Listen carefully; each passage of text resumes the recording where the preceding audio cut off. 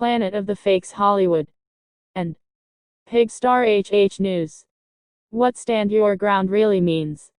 A new book traces the legal history of self-defense in America and shows how laws for self-protection have been generally reserved for whites. Stand Your Ground: A History of America's Love Affair with Lethal Self-Defense. Stand Your Ground: A History of America's Love Affair with Lethal Self-Defense. Kai Peterson was walking home in the small city of Americus, Georgia, when a man knocked him unconscious, dragged him to an abandoned trailer, and started raping him. His brothers heard him screaming, burst into the trailer, and pulled his rapist off him. Peterson, a 20-year-old black transgender man, had been raped before. Since then, he had purchased a gun. As his rapist charged at him, Peterson took the gun from his backpack, pulled the trigger, and killed him. Less than a year later, in a gated community in Sanford, Florida, 28-year-old George Zimmerman spotted a black 17-year-old named Trayvon Martin walking home in a hooded sweatshirt. Zimmerman called the cops to report a suspicious guy who appeared to be up to no good or on drugs or something. During the call, Zimmerman started following Martin, first in his car, and then on foot. Shortly thereafter, during a physical altercation in which Zimmerman received minor injuries, he fatally shot Martin, who was unarmed. Both Peterson and Zimmerman live in states with stand your ground laws that allow people to use violence in response to a reasonable fear of death or serious injury. Both men claimed to be defending themselves, but Peterson was sentenced to 20 years in a women's prison, and Zimmerman walked free.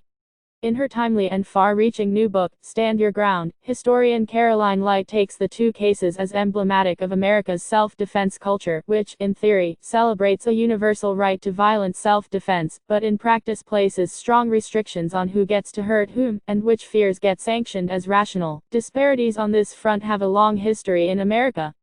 In the body of English common law on which American jurisprudence was based, there was a strong duty to retreat.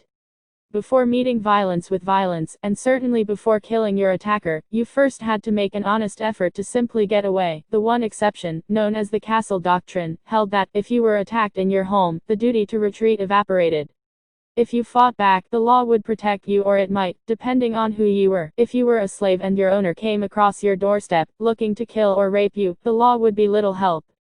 If you were a woman being beaten or raped by her husband, the law forbade you to fight back and barred you from testifying against him in court. Native Americans attacked at home by European colonists fought back at their own peril. Their castles were simply not as sacred as the white man's. Starting in the late 19th century, judges across the country issued rulings declaring the old duty to retreat an anachronism, one fundamentally at odds with the American frontier spirit. In the words of one ruling, self-defense was a right of true manhood. It went without saying that the true man was a white man. This was especially evident in the post-Civil War South. After Reconstruction fell apart, states across the former Confederacy quickly passed black codes that, among other restrictions, barred blacks from owning or carrying weapons. The federal troops who had enforced racial progress at gunpoint packed up and went home, and the killing of blacks by whites skyrocketed.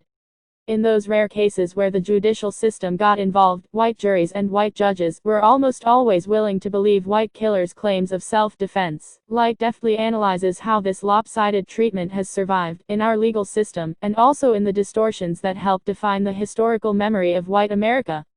Our schoolbooks and television specials are full of valorizing treatments of white men who greet potential threats with guns blazing, but the only black Americans who get to wear the halo of historical righteousness are those who can be identified, in hindsight, as having practiced what gets called nonviolent resistance. This double standard remains the case despite reams of scholarship documenting how the venerated nonviolent nodes of the civil rights movement had an intimate, even existential, reliance on gun-toting collaborators for safety. Thank you very much.